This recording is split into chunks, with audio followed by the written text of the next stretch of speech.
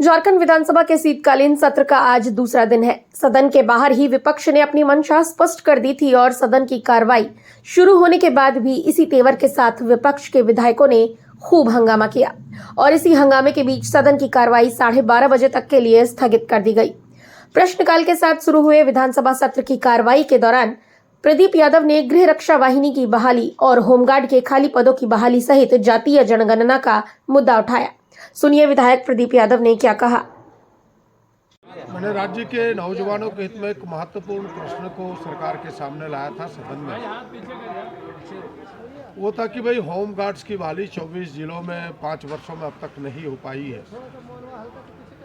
सरकार उत्तर में ये प्रश्न लाई थी, उत्तर में इस प्रश्न के आलोक में कि हमने 16 जिलों में प्रक्रिया पूर्ण कर ली है, 8 जिलों में भी प्रक्रिया प्रारंभ नहीं हुई है। लेकिन इस प्रश्न के आलोक में जो पुराने सत्र में, पिछले सत्र में हमने जो प्रश्न लाए थे, हमने कहा कि पिछले सत्र में जो सरकार आश्वासन दी और जो एटीआर पेश की, अब तक उस पर भी कार्रवाई नहीं, वो मामले भी लंबित है। वो मामला इस राज्य के लिए सबसे महत्वपूर्ण है। और हमने कहा कि वो था जाति जनगणना से मतलब था। सरकार जब सहमति जताई कि राज्य सरकार जाति जनगणना के पक्षधर है, पहले भारत सरकार के पास भेजेंगे, भारत सरकार ना मानी तो फिर राज्य सरकार स्वयं कराएगी।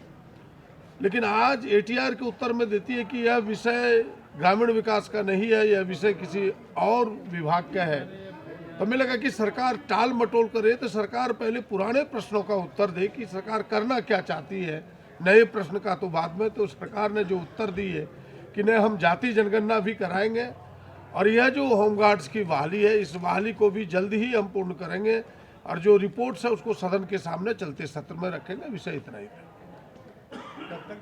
आपने देखा होगा कि हमने खुले तौर पर सरकार से कहा कि भाई जब आप पक्षधर है तो जाति जनगणना आपको प्रारंभ करानी चाहिए। सरकार बार बार शब्दों में ही कह रही है कि भाई हम जाति जनगणना के पक्षधर है, हम कराएंगे और जल्द कराएंगे। सरकार के उत्तर यही है। मैं विश्वास व्यक्त कर सकता हूँ कि जब बार बार उत्तर दे रही है तो सरकार कराएगी।